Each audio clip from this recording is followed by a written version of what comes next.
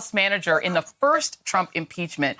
And Congressman Schiff, I have to tell you, I think I've told you this before, I thought your closing in the first impeachment was something every American should listen to. I thought it was brilliant.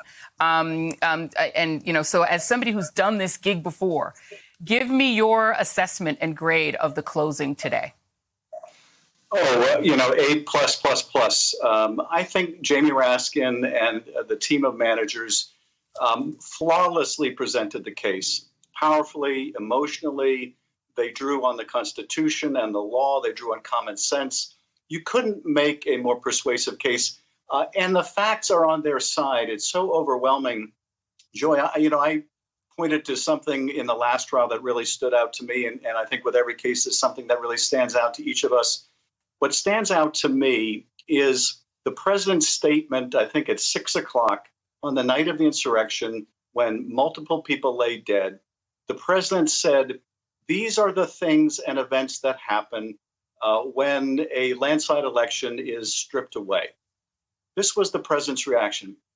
Now, that tweet, I think, tells us all we need to know about the president's intentions, his state of mind. The fact that he willed this to happen, he was pleased it happened. It was foreseeable that it would happen if he incited the crowd. To me, that one statement speaks volumes. I hope that the senators go into this with an open mind. If they do, there's only one result they can reach, and that's to convict. I think a lot of people, though, are very cynical that there are 17 Republicans who have the courage to do it. And when you ran the impeachment the first time against Donald Trump, you warned, look, if we let him get away with this, which was, again, trying to fix the election to ensure that he would win by trying to kneecap Joe Biden.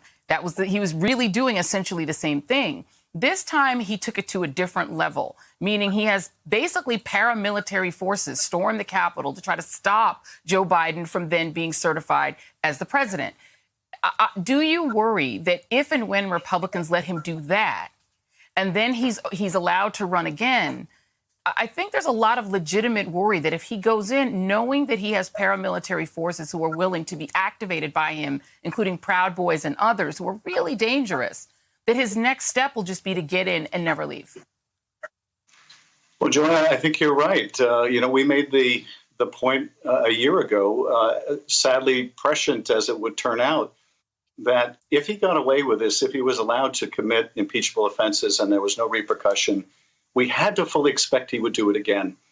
If he's not disqualified from running and he does run again, we cannot say we are surprised when he once again lies about an election, incites and inflames people, and leads them to violence.